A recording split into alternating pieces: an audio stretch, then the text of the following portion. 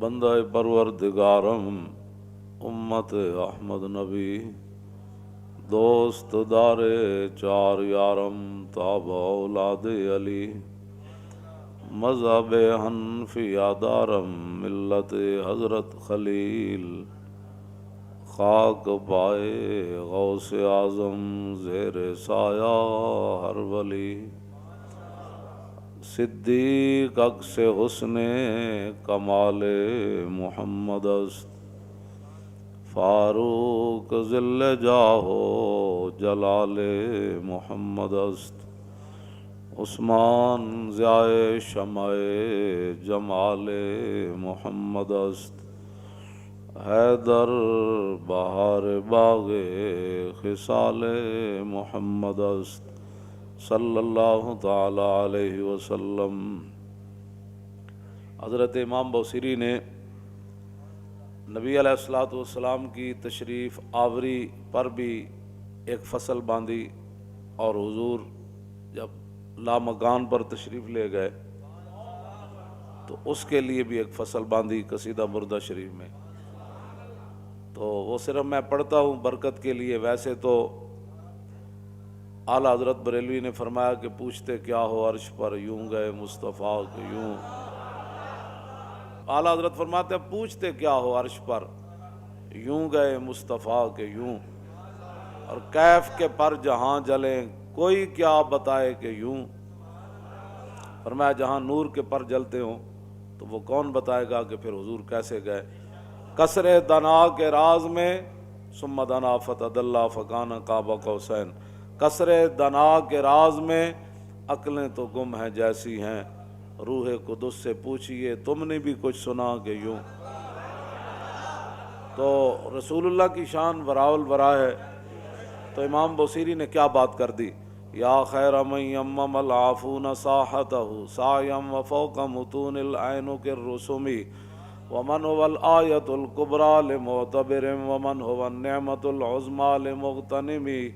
سرایت من حرم لیلا الى حرم کما سر البدر فی داج من الظلم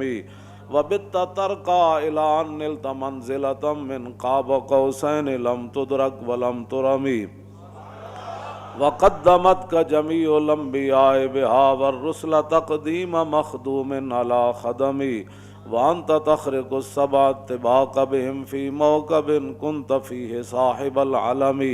حتى اذا لم تدع شابا لمستبق من الذنوب ولا مرقا لمستنم خفضت كل مقام بالاضافه اذ نوديت بالرفع مثل المفرد العلمي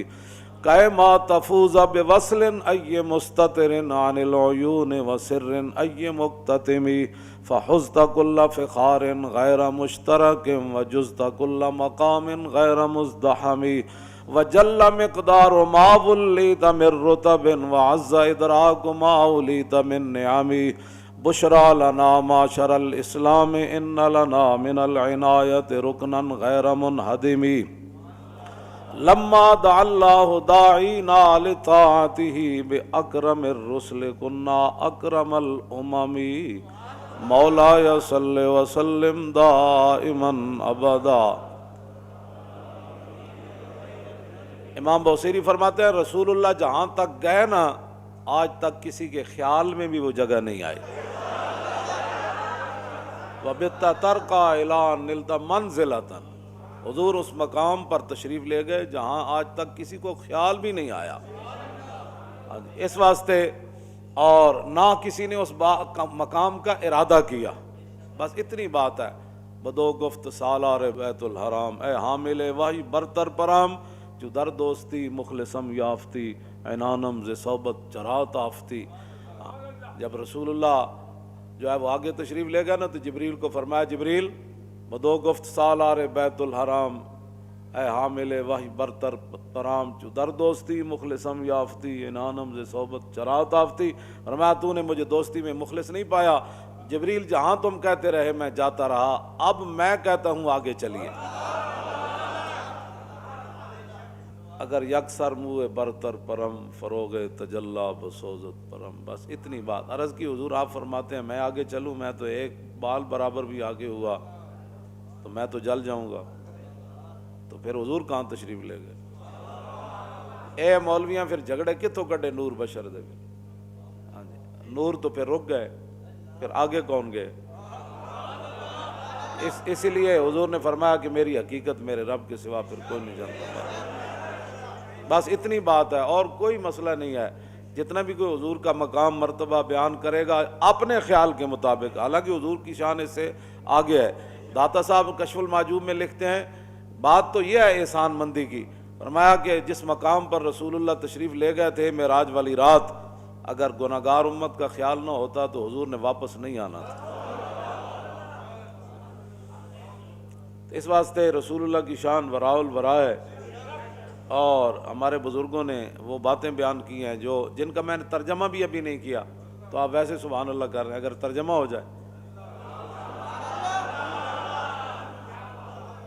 تو حضور کی شان وراء الورا ہے۔ صرف جہاں بھی بیٹھے حضور کی شانیں بیان کریں۔ دین کی ترجمانی کے لیے بھی تو اندر کوئی دم خم چاہیے نا، ہاں جی، اس کی ترجمانی کے لیے بھی تو پھر امام احمد رضا ہونا چاہیے نا، یا امام ربانی ہونے چاہیے، ہاں جی، جو قلعہ گوالیار میں بھی جا کر اذان دے دیں، اور جب رسول اللہ کے بارے میں لفظ یتیم آ جائے تو امام احمد رضا کا قلم جو ہے وہ اپنے آپ سے باہر ہو جائے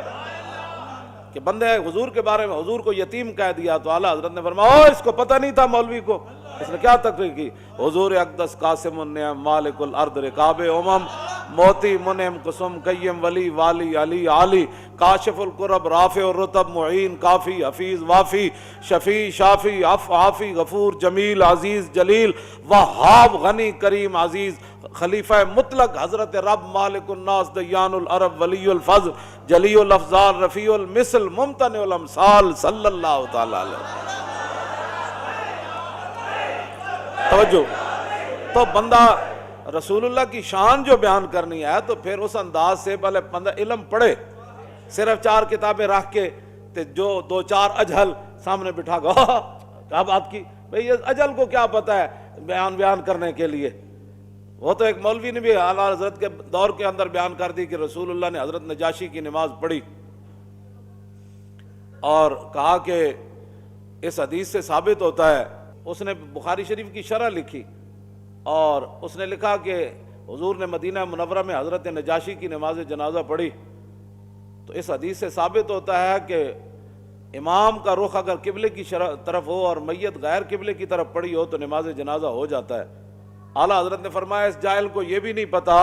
کہ مدینہ منورہ سے حبشہ جو ہے وہ قبلہ کی جانب ہے، حبشے کی طرف، ہاں جی، تو پتہ بندے کو یہ بھی نہ ہو اور بندہ بخاری کی شرح لکھ دے، ہاں جی، تو اعلیٰ حضرت فرماتے ہیں اس جاہل کو یہ بھی نہیں پتا تھا، ہاں جی۔ تو لوگ ہمارے اس طرح کے آج کل بڑے بڑے جناب، حضور نے فرمایا نا یکون فی آخر الزمان دجالون کذابون یاتونکم من الاحادیث ما لم تسمعوا انتم ولا آباؤکم فایاکم وایاہم لا یدلونکم ولا یفتنونکم۔ حضور نے فرمایا ایک وقت آئے گا میں آخری زمانے میں بڑے بڑے فریبیے پیدا ہوں گے، بھائی جن مسائل کے اندر امت خاموش ہے، جو ہمارے بزرگ مسائل حل کر چکے ہیں، کن کے کہنے پر تم نئے نئے مسائل کھڑے کر رہے ہو؟